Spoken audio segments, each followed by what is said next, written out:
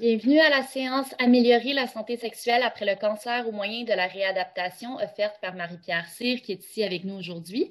Elle va aborder les répercussions des traitements oncologiques sur la santé sexuelle des femmes qui vivent avec un cancer gynécologique. Donc, Marie-Pierre Cyr, physiothérapeute, va traiter de la douleur lors des relations, la dysfonction sexuelle et les symptômes urinaires. Elle va aussi présenter un aperçu de la réadaptation en physiothérapie. Elle va vous fournir des ressources pertinentes et utiles pour améliorer la santé sexuelle. Donc, je vais vous introduire notre conférencière. Marie-Pierre Cyr est physiothérapeute détenant une expertise en rééducation pelvie-périnale. Après avoir obtenu son diplôme, elle s'est dirigée en recherche pour améliorer la santé des femmes après le cancer. Elle est boursière des fonds de la recherche en santé du Québec et actuellement candidate au doctorat recherche en sciences de la santé à l'Université de Sherbrooke. Ses travaux portent sur une intervention en physiothérapie visant à réduire la douleur lors des relations sexuelles après un cancer gynécologique. Donc, il va y avoir une période de questions et réponses à la fin de la présentation. Cette période va être modérée par France Desjardins, sœur turquoise et membre de la communauté de cancer de l'ovaire Canada. Donc, n'oubliez pas d'utiliser la fonction clavardage à la droite de votre écran pour poser vos questions. Sans plus tarder, bonne présentation. Marie-Pierre, à toi.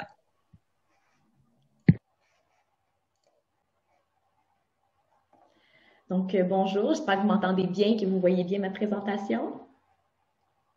Oui, ok, parfait. Donc, en fait, on m'a déjà présenté, mais mon nom est Marie-Pierre. C'est avec grand plaisir que je suis ici aujourd'hui pour vous parler d'un sujet qui me tient à cœur. Puis, je remercie l'invitation de Cancer de l'ovaire Canada pour vous parler d'un aspect intime de la vie, puis qui a tendance même à être négligé. Donc, c'est important d'en parler. Puis, je vais vous parler particulièrement d'une perspective en réadaptation, en physiothérapie, parce que la physiothérapie, ce n'est pas seulement le traitement de la douleur au niveau des épaules, du cou, du dos. On est capable de traiter aussi les problématiques qui sont dans la région basse du bassin. Donc, ça va me faire plaisir de pouvoir vous en parler. Puis, en lien avec mon bagage, justement, on vous a dit que j'étais étudiante au doctorat recherche en sciences de la santé à l'Université de Sherbrooke. Puis, je collabore avec des médecins, des sexologues et infirmières dans le cadre de mon projet de recherche. Puis, j'ai justement eu des entrevues avec des femmes qui ont traversé l'épreuve de cancer gynécologique et qui m'ont parlé de leur perspective par rapport à la vie sexuelle. Donc, ça va me faire plaisir de pouvoir vous en parler. Puis, n'hésitez pas à poser n'importe quel type de questions au fin de la présentation. Là, en toute transparence, on peut parler de ce sujet-là.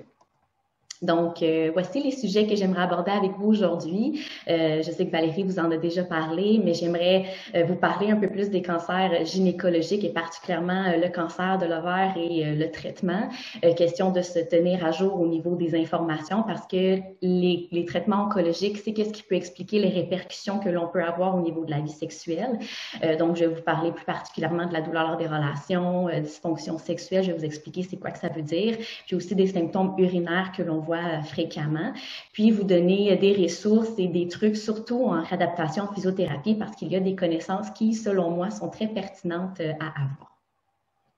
Donc, en premier, pour vous parler des cancers gynécologiques, en fait, dans la population mondiale, c'est environ 2 millions de cancers gynécologiques qui sont diagnostiqués chaque année. Puis, ce qu'on remarque dans les études, c'est qu'il y a un nombre grandissant de femmes qui survivent à l'épreuve du cancer. Puis, quand on dit le terme survivante, ben, c'est des femmes qui ont terminé les traitements oncologiques qui ne présentent aucun autre signe de cancer. Et on est content que, justement, que l'épreuve de cancer, on est capable de traverser cette épreuve-là et rester toujours en vie. Mais par contre, on est aux prises des répercussions des traitements oncologiques. Donc, j'ai mis en couleur ici, si vous voulez un peu plus regarder les types de cancers que l'on retrouve chez les femmes.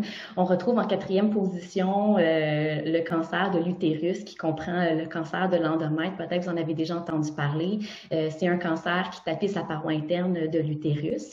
Puis, en huitième position, le plus fréquent parmi les femmes, c'est le cancer de l'ovaire. Donc, c'est le deuxième cancer le plus fréquent là, au niveau de la région gynécologique. Puis, c'est suivi par le cancer du col. Donc, avant de se plonger dans les répercussions du cancer gynécologique en lien avec la vie sexuelle, j'aimerais vous parler davantage des types de traitements oncologiques qui est possible de recevoir lorsqu'il y a un diagnostic. Évidemment, ça va dépendre de plusieurs facteurs, hein, parce que la prise en charge en oncologie demeure spécialisée et individualisée.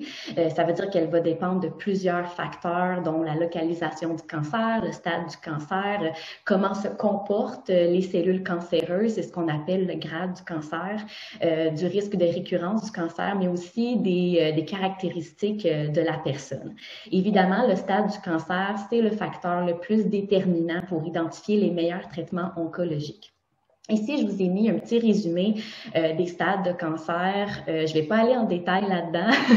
C'est possible que vous avez déjà une bonne connaissance là-dedans, mais ce que l'on peut voir, c'est que plus qu'on avance dans les stades, plus que le cancer va envahir ou se propager vers d'autres types d'organes. Et à cause de ça, ça va faire en sorte que les traitements oncologiques vont être un peu plus draconiens pour s'assurer de l'éliminer. Donc, la première intervention qui peut être souvent utilisée, c'est la chirurgie. Elle consiste à enlever tous les tissus atteints par les cellules cancéreuses. Il y a deux voies de chirurgie qui peuvent être employées et ça peut venir changer un petit peu l'intervention, comment est-ce qu'on peut approcher les difficultés que l'on peut avoir après le cancer. Donc, la première voie chirurgicale qui peut être employée, c'est abdominale, qui porte aussi le nom de laparotomie. Il y a en fait une incision au niveau de l'abdomen, une incision verticale. Puis il y a aussi l'autre voie chirurgicale qui peut être employée, c'est la laparoscopie avec ou sans assistance par robot. Ça veut dire qu'on utilise une caméra pour aller voir au niveau de l'abdomen pour justement enlever la masse cancéreuse. Le nom de cette chirurgie-là, c'est un nom plutôt complexe, mais c'est plutôt simple. Lorsqu'on regarde sa définition, son nom, c'est hystérectomie totale avec salpingo-ovariectomie bilatérale. Bilatérale pour parler des deux côtés, puis ovariectomie, bien sûr, pour enlever les ovaires. Donc, en fait, cette chirurgie-là va consister à aussi enlever l'appareil utérin et aussi le col et les trompes de Fallope.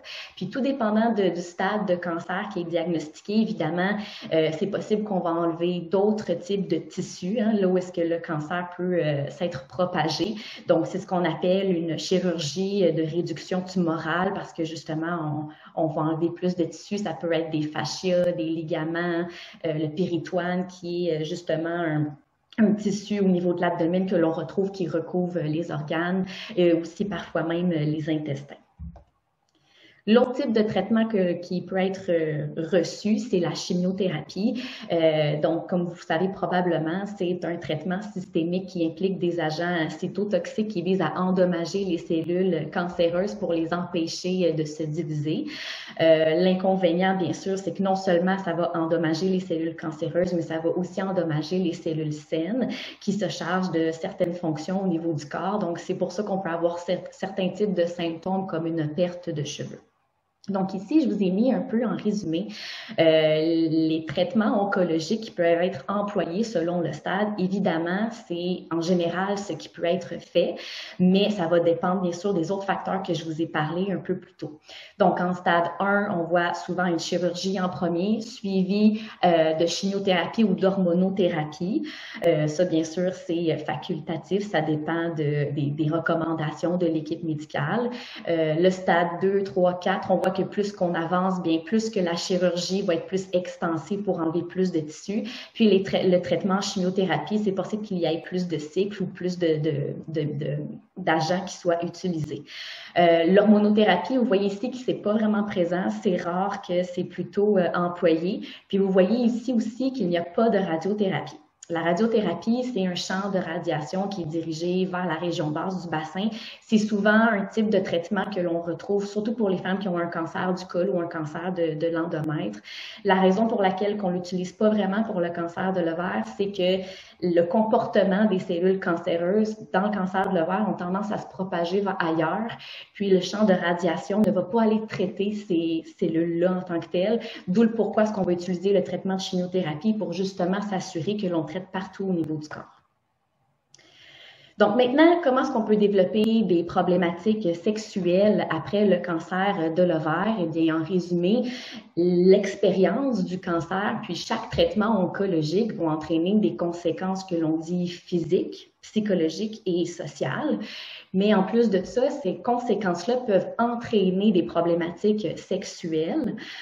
Puis je suis ici pour vous en parler, puis vous donner des pistes de solutions. Puis avant d'aller plus loin dans le volet, j'ai eu une petite demande, puis j'aimerais attirer pour ça votre attention sur l'une des plus grandes conséquences des traitements oncologiques qui peut expliquer une bonne partie des symptômes qu'on peut ressentir.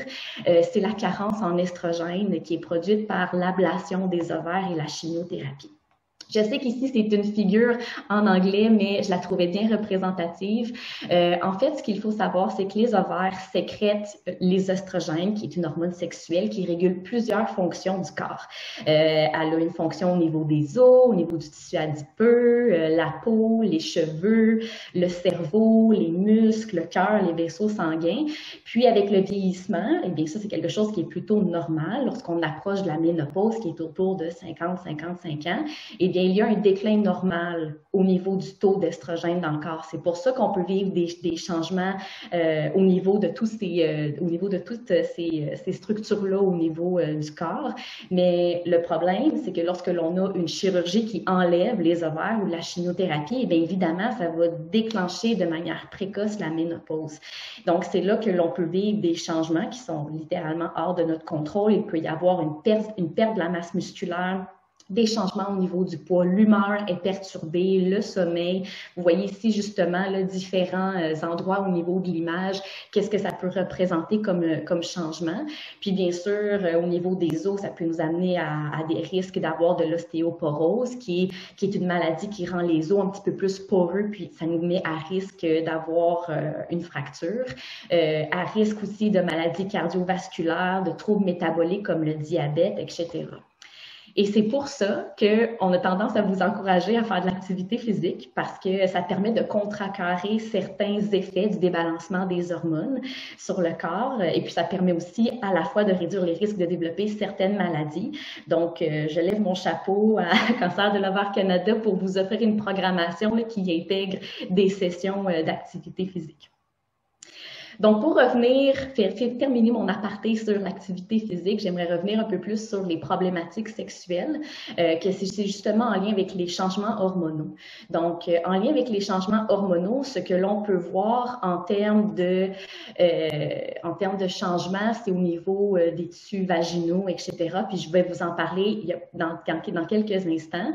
Mais juste avant, vous mentionnez un peu qu'est-ce que ça veut dire, douleur lors des relations, dysfonction sexuelle.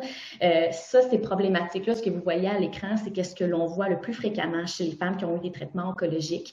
Le terme médical pour douleur lors des relations sexuelles, c'est dyspareunie. La douleur, elle peut être ressentie à l'entrée vaginale comme profondément, puis les femmes peuvent la décrire de différentes manières. La dysfonction sexuelle, on fait référence surtout à des troubles reliés à la réponse sexuelle qui peut inclure le désir, l'intérêt sexuel, l'excitation, la lubrification et même l'orgasme. Et ce qu'on remarque avec l'expérience du cancer, les changements hormonaux, eh bien, on a moins de libido, moins de désir. Puis si on ajoute en plus de ça qu'il y a de la douleur lors des relations sexuelles, c'est certain que ça nous amène à avoir moins d'activité sexuelle parce que littéralement, ça ne nous tente pas.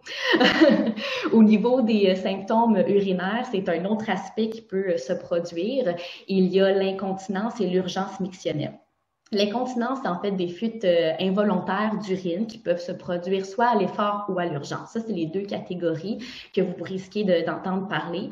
À l'effort, ça veut dire que les fuites se produisent lorsqu'on a à tousser, éternuer, rire, sauter, parce que lorsqu'il y a ces activités-là, ça fait une petite pression vers le bas sur la vessie, puis l'urine qui est contenue dans la vessie, qui est le réservoir, bien, elle va vouloir s'échapper. Et si les muscles du plancher pelvien ne sont pas assez forts, c'est là qu'il peut y avoir des fuites, justement. Je vais pouvoir vous en reparler tantôt, c'est quoi les muscles du plancher pelvien. Quant à l'incontinence à l'urgence, ça veut dire c'est quand qu'il y a une envie pressante d'aller uriner, il faut se dépêcher, mais on n'a pas la capacité de se retenir, bien, c'est là qu'il peut y avoir aussi des dégâts. L'urgence mictionnelle, c'est là justement où est-ce qu'on a des envies urgentes d'aller uriner. Bien sûr, des envies, ça peut être normal hein, dans la vie de tous les jours. Éventuellement, il faut aller à la toilette, mais c'est lorsque l'on a des envies pressantes répétées dans la journée, qu'on a de la difficulté à contrôler, que c'est là que ça peut devenir problématique. Donc, au niveau des changements un peu plus physiques que l'on peut voir là, avec les changements hormonaux, comme je vous disais plus tôt, il y a des changements au niveau des tissus vaginaux, il y a une pâleur de la muqueuse, un rétrécissement et un raccourcissement du vagin qui peut être perçu. C'est ce qu'on appelle la sténose vaginale, si vous avez déjà entendu le terme. Il peut y avoir une perte d'élasticité des tissus qui fait en sorte qu'on sent que c'est un petit peu plus raide, un petit peu plus difficile à venir étirer.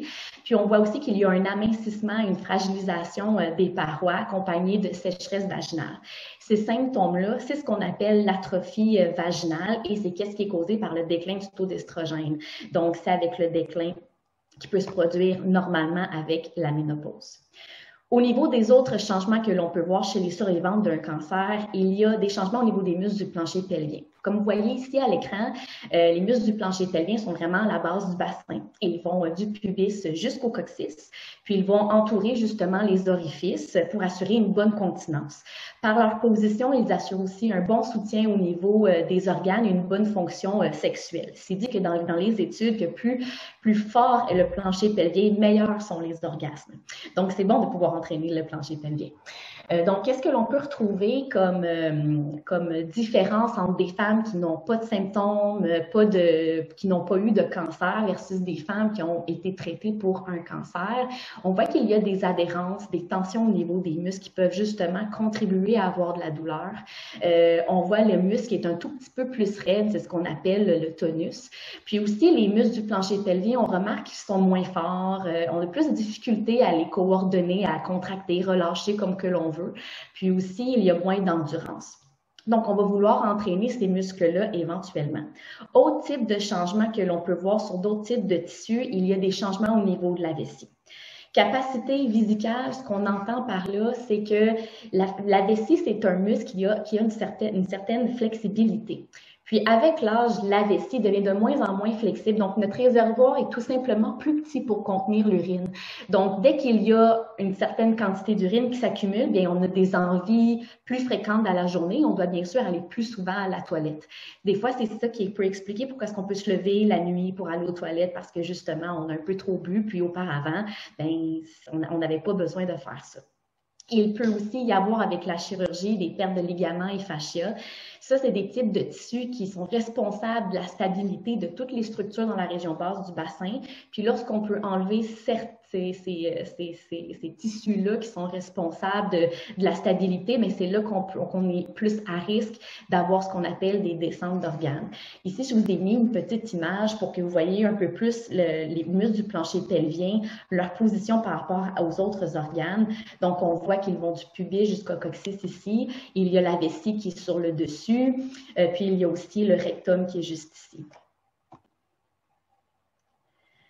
Donc, parmi les conséquences qui tombent dans la catégorie psychologique, évidemment, on peut être un peu plus anxieuse, on peut avoir une humeur dépressive, puis aussi, c'est aussi possible d'être en conflit avec son image corporelle après avoir eu un cancer de l'ovaire. La détresse reliée à l'image corporelle, oui, c'est peut-être, des gens mettent ça en relief avec le cancer du sein. Oui, une mastectomie, c'est littéralement une amputation de la féminité, mais un cancer de l'ovaire, on enlève quand même tout le système reproducteur qui nous identifie comme femmes. Puis, parfois, on peut voir aussi une cicatrice qui est visible de la chirurgie. Donc, on a le constant rappel, ouais, il y a quelque chose qui manque.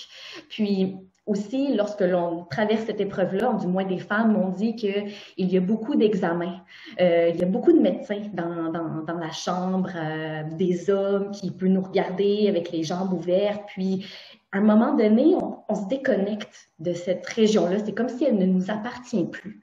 Donc, c'est ça qui peut faire en sorte notre image corporelle, on est un peu perdu là-dedans et c'est complètement normal de vivre ces émotions-là. Puis, sachez que vous n'êtes pas seul parce qu'il y a beaucoup de femmes qui m'ont rapporté ça. En plus de ces conséquences-là, il y a des conséquences sur le couple. Le diagnostic de cancer, les traitements oncologiques, c'est des épreuves que le couple doit traverser. Puis ça peut renforcer le couple, le solidifier, ou bien ça peut l'amener à se distancer. Des femmes m'ont dit que leur partenaire a pris le rôle de proche aidant. Donc l'aspect érotique, la sensualité, le fait de s'amuser un peu, on dirait que on s'est déconnecté de ce rôle-là en tant que partenaire. Et c'est pour ça que la communication et l'intimité, c'est peut-être quelque chose qui est parfois un peu plus difficile, mais ça dépend bien sûr d'une personne à l'autre et comment est-ce que le couple à la base était avant cette épreuve-là. Et évidemment, il y a des femmes qui m'ont dit que leur priorité avec l'expérience du cancer a changé. Leur vie sexuelle s'est complètement arrêtée et elles le vivent bien, mais il y en a d'autres qui ne le vivent pas bien. Elles veulent plaire davantage aux partenaires et c'est là que c'est un petit peu plus difficile. Donc, moi, ici, ça m'amène vers la réadaptation en physiothérapie parce que c'est un traitement qui peut aider sur certains de ces aspects. Évidemment, on ne peut pas s'inventer sexologues, psychologues qui vont un peu plus adresser la composante psychologique avec le couple. Donc, c'est souvent quelque chose qui est utilisé en complémentaire. Mais nous, en physiothérapie, on a davantage un aspect un peu plus physique, mais associé aussi au niveau psychologique parce que lorsque l'on vit des symptômes-là, évidemment, ça l'affecte un peu comment est-ce que l'on peut penser, etc. Donc, je vais pouvoir davantage vous en parler parce que c'est un domaine de la physiothérapie, on l'a mentionné plus tôt en me présentant, qui s'appelle la rééducation périnéale et pelvienne. C'est un domaine de plus en plus connu en physiothérapie, mais on n'en entend pas beaucoup parler parce que c'est une région qui est un peu tabou, on n'ose pas trop parler de cette région-là. C'est un peu une région sinistrée, mais nous, en physiothérapie, s'il n'y a pas de problème, on peut en parler comme qu'on veut. Donc, j'aimerais vous parler de en quoi ça consiste la physiothérapie, puis surtout, qu'est-ce qui va se passer quand vous voyez une physiothérapeute. Mais avant tout, comment est-ce que la physiothérapie peut vous aider? Bien, ça va aider à prévenir et réduire les symptômes et incapacités, ça va aider à optimiser la guérison et la récupération des tissus, éviter la sténose vaginale, favoriser une bonne vascularisation des tissus, stimuler la perception des sensations et de la proprioception, favoriser bien sûr une bonne continence et une bonne fréquence mictionnelle. Et bien sûr, on est là pour vous accompagner à la reprise des activités sexuelles et la reprise d'autres activités un petit peu plus physiques, si je peux dire ça comme ça. Donc, lorsque vous voyez une physiothérapeute à une première rencontre, évidemment, elle va vouloir plus vous connaître et vous évaluer pour mieux vous aider. Donc, elle va vous poser des questions pour savoir qu'est-ce qui vous amène à son bureau, c'est quoi vos antécédents médicaux, c'est quoi vos symptômes actuels, comment est-ce que ça va au niveau du couple, est-ce que vous avez des attentes ou des besoins en particulier. Elle va aussi faire un examen physique qui va avoir deux parties, une partie un petit peu plus globale et une partie un petit peu plus dans la région basse du bassin. Donc, elle va vouloir regarder votre posture, la mobilité du dos, du bassin, des hanches, puis aussi de la paroi abdominale parce que c'est quand même des régions qui sont étroitement reliées avec le plancher pelvien et parfois, il faut aller interagir à ces niveaux-là pour améliorer justement le plancher pelvien. Ici, vous voyez le terme transverse de l'abdomen. Transverse de l'abdomen, j'ai une photo un petit peu plus loin, mais c'est un muscle qui est au niveau du tronc, qui est responsable de la stabilité. Puis même pour des personnes qui ont de la douleur au dos, c'est un muscle qu'on a tendance à essayer de réactiver le plus rapidement possible. Après l'examen un petit peu plus global, il peut y avoir l'examen que l'on dit périnéal. Périnéal, c'est un examen externe. Évidemment, tous ces genres de techniques-là, on demande toujours le consentement avant. Puis si vous n'êtes pas à l'aise, c'est correct. On n'est pas obligé de faire ça à la première rencontre non plus. Donc, le but de cette évaluation-là, un peu plus externe dans la région basse du bassin, c'est de regarder les tissus, est-ce qu'il y a des signes d'atrophie, on va évaluer s'il y a une certaine souplesse, s'il y a des tensions ou des adhérences, puis regarder si au niveau des nerfs, si tout va bien aussi. Ensuite, il peut y avoir une évaluation par toucher vaginal, donc une évaluation interne. On peut insérer 1 à 2 doigts au niveau vaginal. Encore là, on demande toujours votre consentement, puis on a toujours tendance à dire tout le temps qu'est-ce qu'on va faire, pourquoi, puis surtout, n'hésitez pas à poser des questions. On va vouloir évaluer les dimensions vaginales, puis aussi les propriétés des muscles du plancher pelvien, parce que comme je vous ai montré un peu plus tôt, ils ont un rôle très important au niveau de plusieurs fonctions qui sont nécessaires pour vivre dans la vie de tous les jours sans qu'on ait de problème. Puis, dans certains cas, on peut faire ce qu'on appelle une évaluation anorectale. Ce genre d'évaluation-là, on la fait seulement lorsque nécessaire parce que vous pourriez comprendre que c'est un peu désagréable. L'idée, quand on la fait, c'est surtout pour des femmes qui ont aussi de l'incontinence anale ou fécale. Bien sûr, on va vouloir aller voir le sphincter anal puis les muscles à ce niveau-là, comment est-ce qu'ils sont. Puis, c'est possible que la physiothérapeute va vous donner des questionnaires pour plus apprécier les symptômes que vous pourriez vivre. Maintenant, à quoi que ça peut ressembler le traitement? Eh bien, on va utiliser plusieurs modalités, mais sachez que ça peut varier d'une personne à l'autre et selon les besoins et selon surtout l'évaluation qui va être réalisée. On va surtout utiliser de l'éducation pour donner de l'information et des conseils. On va utiliser ce qu'on appelle la thérapie manuelle, où est-ce que nous, on peut utiliser nos mains pour venir relâcher les tissus, par exemple. Puis, on a surtout tendance à utiliser des exercices et vous donner aussi un programme à domicile. Donc, je vais aller un petit peu plus en détail dans ces aspects-là, puis en même temps, je me permets de vous donner des conseils parce que c'est des choses qui, selon moi, sont très pertinentes à savoir, puis à appliquer dans votre quotidien. Donc, dans le cadre d'un traitement en physiothérapie, tout dépendant de vos besoins, on peut vous donner des techniques pour conserver votre énergie parce que, bien sûr, on peut avoir tendance à être plus fatigué à cause qu'on a eu le cancer, la chimiothérapie, etc. On peut vous donner des conseils sur comment mieux protéger vos articulations, puis aussi à comment reprendre l'exercice. Puis bien sûr, on va vouloir vous expliquer qu'est-ce qui peut causer vos symptômes, qu'est-ce que l'on peut faire pour vous aider. Ça peut prendre peut-être environ combien de temps pour avoir une réduction des symptômes. Là, j'embarque un petit peu plus dans l'idée de la contraction des muscles du plancher pelvien parce qu'on parle des muscles du plancher pelvien, puis souvent, on ne sait pas de quoi on parle. C'est des muscles, comme je vous avais dit, qui sont à la base du bassin. Puis le mouvement physiologique, quand on vient fermer, quand on vient contracter les muscles du plancher pelvien, le plancher pelvien a tendance à s'élever, puis bien sûr à venir serrer au niveau des orifices. Donc, on peut essayer de faire l'essai à comment contracter les muscles du plancher pelvien. On utilise la commande de contracter comme pour retenir l'urine et les gaz. Vous pourriez essayer pour voir. Puis après ça, vous pourriez relâcher.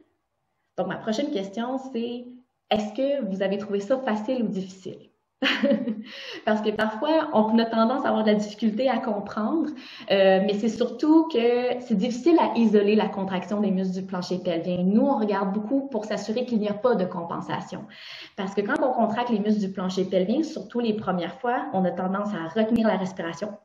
On se concentre, fait qu'on est comme... On essaie de contracter.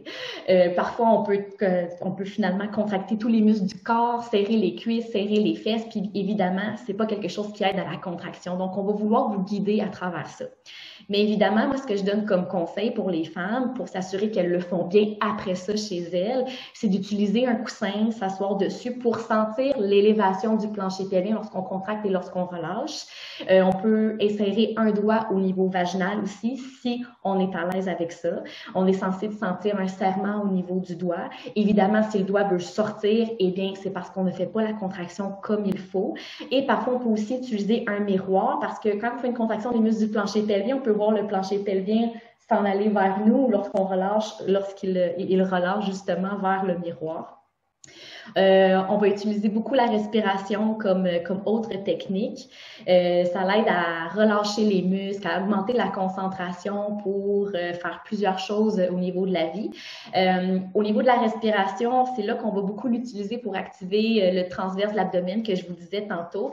Fait que là, je ne sais pas si vous voyez sur mon image ici, là, il y a plusieurs tranches de muscles au niveau du tronc et le transverse de l'abdomen, c'est la couche la plus profonde que vous voyez ici, là, qui vous pointe au niveau du numéro 2. Donc, pour contracter le transverse de l'abdomen, de rentrer un tout petit peu le nombril, puis il y a une activation. Ça ne sert à rien de trop serrer parce que sinon, les autres muscles décident d'embarquer. Voici des petits trucs qu'on a tendance à dire aux femmes. Verrouillage périnéal, ça sert à contracter les muscles du plancher pelvien avant et après un effort parce que lorsqu'on a à tousser ou éternuer, ça fait tout le temps l'espèce de petit mouvement vers le bas que je vous expliquais tantôt. Puis le fait de s'assurer d'avoir un bon plancher pelvien, c'est que ça permet de lutter contre cette pression-là. Puis ça permet de bien fermer les orifices pour éviter justement qu'il y ait des fuites. Donc vous voyez ici au niveau de l'anatomie, c'est ça que ça sert les muscles du plancher pelvien. Donc l'idée, c'est de contracter les muscles avant et pendant qu'il y a ce genre d'effort-là. Puis ça, c'est un conseil qu'on recommande même à toutes les femmes, peu importe leur âge, peu importe leurs antécédents. On peut vous enseigner des techniques de suppression des envies. Si vous avez tendance à avoir des envies pressantes, vous vous dépêchez, on va vous aider à tenter de les éliminer. Et les muscles du plancher pelvien, c'est quelque chose qui peut aider. Un petit commentaire comme ça à côté, si vous avez une tendance à vous dépêcher pour aller à la toilette. Dès que vous avez une envie, c'est comme, il faut que je me dépêche, puis vous courez. C'est l'une des pires habitudes à avoir parce que le cerveau, il va continuer à avoir cette habitude-là et votre envie va toujours aller en s'augmentant. Donc, l'idéal, c'est Vous avez une bonne envie, vous vous asseyez, on se pense à d'autres choses, on peut contracter les muscles du plancher pelvien et lorsque l'envie, elle est passée, on peut aller tranquillement à la toilette. Comme ça, on évite ce conditionnement-là du cerveau. On peut vous donner des recommandations pour être mieux positionné pour aller à la selle parce que lorsque l'on pousse beaucoup, eh bien, ça peut amener à certaines complications comme une descente d'organes, surtout si on fait ça à très long terme. Un autre petit commentaire aussi, parfois on a tendance à nous dire des fois ça m'arrive, que les femmes veulent se renforcer le plancher pelvien. Donc, ce qu'elles font, c'est que lorsqu'elles vont aux toilettes pour aller uriner, elles vont contracter le plancher pelvien, elles vont relâcher, elles vont contracter, elles vont relâcher. Fait que arrêter le jet d'urine, c'est pour elles un bon entraînement, mais c'est un bon indicatif pour savoir si vous avez une bonne force du plancher pelvien, mais à utiliser comme entraînement, ce n'est pas une bonne idée parce que ça vient créer une genre de dissonance entre la contraction de la vessie puis le relâchement des muscles du plancher pelvien, ce qui est le processus normal pour aller à la toilette. Donc, idéalement, on peut se permettre de le faire une fois pour se dire « OK, je suis capable, j'ai une bonne force », mais ne pas le faire comme exercice. On peut aussi vous donner des conseils pour prévenir les infections, puis aussi vous donner des recommandations pour les protections pour les fuites urinaires. Au niveau de l'aspect sexuel, bien sûr, on peut vous guider à reprendre les activités sexuelles, utiliser des jouets sexuels si c'est quelque chose qui vous plaît.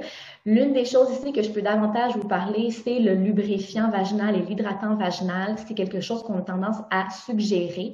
Lubrifiant vaginal, c'est lors des relations sexuelles. L'idée, c'est que lorsque l'on le met, c'est pour éviter qu'il y ait de l'irritation due au frottement avec les mouvements de va-et-vient. Lubrifiant vaginal, il y a une panoplie de sortes et il y en a qui sont à base d'eau, à base de silicone, à base d'huile. Puis parfois, il faut l'essayer pour savoir si c'est bien ce que nous, on veut. Si vous êtes capable d'obtenir des échantillons dans un sex shop, une pharmacie, ça serait l'idéal avant d'acheter la grosse bouteille pour vous assurer que c'est le meilleur lubrifiant vaginal pour vous. L'hydratant vaginal, ça, ce n'est pas lors des relations sexuelles. Et ici, j'ai mis 2 exemples parce que c'est sûr que je connais, mais c'est possible qu'il en existe d'autres. C'est en vente libre à pharmacie, c'est accessible. L'idée de l'hydratant vaginal, c'est que c'est un produit que l'on peut mettre la nuit avant de se coucher pour que le produit soit en contact au niveau de la paroi vaginale et ça aide à réhydrater le vagin. Donc, ça permet de réduire un petit peu l'inconfort que l'on peut avoir. Donc, c'est quelque chose qui peut être intéressant. Vous pourriez en parler avec votre pharmacien ou avec votre médecin si c'est quelque chose que vous aimeriez essayer. Bien sûr, on utilise des techniques pour se réapproprier le corps parce que, comme je disais tantôt, l'épreuve du cancer, les traitements, cette région-là ne nous appartient plus. Donc, ça permet un peu plus, avec toutes les techniques, ça permet de mieux connaître son corps, qu'on a des muscles qui sont là. Puis, on est là aussi pour vous réaccompagner dans la reprise des activités sexuelles avec pénétration vaginale. Par exemple, on peut commencer à introduire un doigt au niveau vaginal sans pénétration. On peut insérer après ça le pénis en érection, mais que c'est la femme qui contrôle les va-et-vient et non l'homme. Donc, il y a plusieurs étapes qui peuvent être ici utilisées. C'est ça qui est intéressant. Puis, on peut aussi utiliser des techniques de relaxation et de respiration dans un but d'augmenter notre excitation et notre désir sexuel aussi. Parce que des fois, c'est quelque chose que l'on fait dans le quotidien, on respire, on essaye de se relâcher et tout, mais parfois, c'est correct d'essayer de faire un exercice de visualisation pour faire monter un peu plus le désir. Comme autre technique que l'on peut utiliser, il y a la mobilisation des cicatrices, des techniques de relâchement des tissus que l'on peut utiliser, puis des techniques que l'on appelle de désensibilisation si jamais il y a de la douleur. Il y a des exercices, évidemment, que l'on peut utiliser. C'est souvent ça. Donc, on va vouloir probablement améliorer votre force, votre rapidité, votre coordination, votre endurance à l'aide d'exercices en séance, mais aussi à la maison. Le biofeedback, c'est en fait ce qu'on appelle en français rétroaction biologique. C'est qu'on va vouloir utiliser un appareil que vous voyez ici pour que vous puissiez visualiser lorsque vous contractez les muscles du plancher pelvien et lorsque vous les relâchez. On s'aide à l'aide d'une sonde au niveau vaginal. Il n'y a aucun courant électrique. Le seul courant électrique qu'il y a, c'est ce que le muscle produit pour être transmis à la sonde pour que nous, on puisse voir sur le graphique qu'est-ce que ça fait. Donc ça permet un peu plus à s'assurer qu'on peut bien faire les exercices à la maison. Les exercices qu'on peut vous donner peuvent varier. Ça peut être dans des positions statiques, couché, debout, assis, en squat, mais aussi en mouvement lorsque l'on marche, lorsqu'on prend les escaliers. Ils vont varier en termes de fréquence, durée, répétition, série. Puis on peut aussi vous recommander d'utiliser des techniques d'assouplissement à l'aide de dilatateurs. Il existe plusieurs types de formes de dilatateurs et bien sûr, on augmente de plus en plus la taille pour que ça puisse venir plus travailler au niveau des tissus, question d'avoir une certaine progression. Ça l'aide à augmenter les dimensions vaginales. Il y a plusieurs exercices à faire. L'une des choses que les femmes m'ont rapporté en entrevue, c'est que souvent, après un traitement, on leur remettait le dilatateur, puis c'était « va faire les exercices chez toi ». Mais après ça, on ne sait pas quoi faire avec ça, là. Donc, une physiothérapeute, sexologue peut vous aider à travers ça. Et bien sûr, il existe d'autres ressources pour améliorer la santé sexuelle. Comme je vous disais, il n'y a pas seulement les physiothérapeutes, et il y a les sexologues, les psychologues, parfois tout dépendant des symptômes que vous pourriez avoir.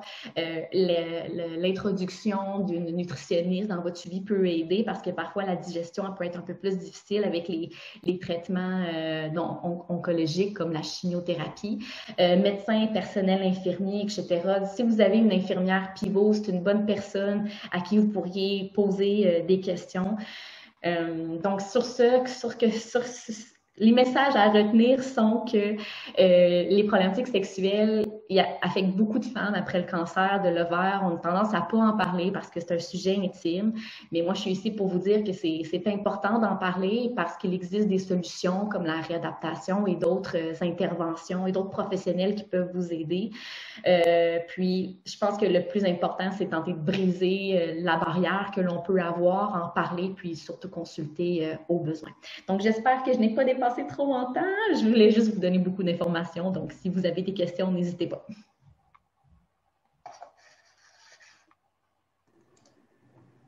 Merci beaucoup, Marie-Pierre, pour ta présentation. C'était super intéressant. On a effectivement, justement, on vous donne l'occasion de nous soumettre vos questions et réponses. Et on a une question justement qui t'est adressée. On a une utilisatrice qui dit « Bonjour, je suis en rémission depuis quelques années. Est-il trop tard pour commencer une réadaptation? » En fait, techniquement, n'importe quand. Moi, je vous dirais surtout après une chirurgie. Par contre, il faut attendre un certain nombre de temps parce qu'évidemment, il faut laisser le temps au tissu de guérir avant que l'on puisse nous faire une évaluation pour après ça vous donner des exercices, etc. Mais il n'est jamais trop tard. Même si ça fait des années, il y a quelque chose que l'on peut faire quand même en réadaptation. Excellent, merci beaucoup. Je vous laisse encore quelques minutes si jamais il y en a qui veulent nous soumettre d'autres questions. Profitons de la présence de Marie-Pierre justement pour justement aller chercher les informations qui nous manquent. Et justement, c'est son domaine. Donc, je vais vous laisser quelques minutes si jamais vous avez d'autres interrogations. On est là à l'écoute. Ou ça peut être des commentaires aussi, je peux les prendre. Ah, ça peut être des commentaires aussi. Ouais. Si vous voulez soumettre des commentaires, c'est toujours apprécié. Ça permet de mieux préparer les autres ateliers, les futurs ateliers. Donc, on va laisser peut-être une petite minute. Et pendant cette pause, je veux juste vous dire que pour la programmation, ce qui suit après, on a 15 minutes de détente qui est en lien justement avec Marie-Pierre disait combien c'était essentiel de l'activité physique. On a 2 kinésiologues du CHUM qui vont se joindre à nous, soit Isabelle Brisson et Guillaume Bastarache. Donc, toujours sélectionner en marge de gauche le prochain atelier auquel vous voulez participer. Ensuite, bon, attendez. Ah, on a 2 autres questions ici. Il y en a une qui dit les exercices, c'est la partie facile, mais le désir sans estrogène, on fait quoi?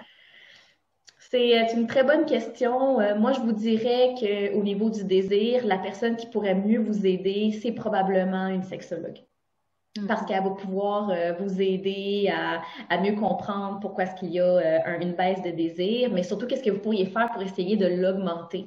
Je n'ai pas dit ces exemples-là, mais peut-être qu'il faut parfois réaviver un peu la flamme, essayer des nouvelles choses, se redécouvrir en couple. Donc ça, c'est par exemple des exemples que nous, on peut donner en physiothérapie, mais je vous dirais que la meilleure personne positionnée pour vous aider au niveau du désir, ça serait une sexologue. Parfait. On a 2 autres questions ici pour toi. La suivante, c'est est-ce que tous les physiothérapeutes ont reçu une formation pour nous aider ou sont outillés pour nous aider? Poser une très bonne question là-dessus. Tout dépendant où est-ce que vous êtes localisé, au Canada, au Québec, on a un ordre professionnel de la physiothérapie du Québec. Vous pouvez retrouver des physiothérapeutes qui ont l'expertise en rééducation périnéale et pelvienne. Vous pourriez voir si elles ont obtenu une formation spécialisée par l'entremise de cette plateforme-là. Il existe plusieurs formations que les physiothérapeutes peuvent faire après l'obtention de base d'être physiothérapeute. Moi, par exemple, j'ai fait une formation à l'Université de Montréal, qui est le micro-programme en rééducation périnéale et pelvienne. Donc, il y a des physiothérapeutes qui font cette formation-là et qui peuvent traiter n'importe quelle condition, justement, au niveau de la région basse du bassin. Il y a par contre des personnes qui ont une formation un petit peu plus restreinte, mais moi, je vous dirais de poser ces questions-là si vous voulez prendre rendez-vous à une clinique. Puis parfois, ces informations-là ne sont pas rendues publiques.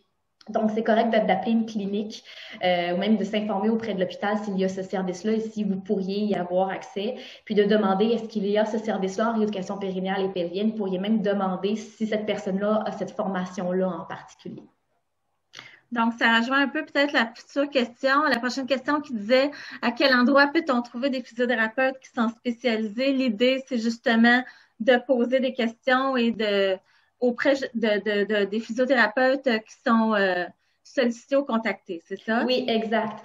Parfois sur Google, on peut aller voir sur le site de la clinique et on est capable de voir les services qui sont disponibles. Mais parfois, le site peut être mal fait aussi ou quoi que ce soit. Donc, c'est toujours correct d'appeler à la clinique et de poser les questions à la personne qui répond au téléphone parce que peut-être que vous allez découvrir qu'il y a un nouveau service puis que le site web n'a pas été mis à jour. Parfait. J'ai une question ici. Je ne sais pas si c'est dans ton champ d'expertise ou si c'est couvert un peu par l'atelier. Ça dit, est-ce que je peux transmettre des maladies? Transmettre des maladies, dans quel sens? Elle n'a pas permettre. OK, c'est pas grave. Non, mais c'est correct. L'utilisatrice n'a pas précisé. Okay. En fait, je vais mentionner des types de maladies, bien sûr, que l'on peut transmettre. Tu sais, on connaît les maladies transmissibles sexuellement. Il peut y avoir l'herpès, la gonorrhée, etc. C'est sûr que nous, lorsque l'on fait une intervention ou une évaluation en physiothérapie, on s'assure, par exemple, qu'il n'y a pas d'infection urinaire ni vaginale, parce que pour nous, c'est une contre-indication. Au niveau des maladies transmissibles sexuellement, on vous pose la question en évaluation pour savoir si vous en avez une, mais on prend toutes les précautions nécessaires pour réduire les risques de transmission et d'infection.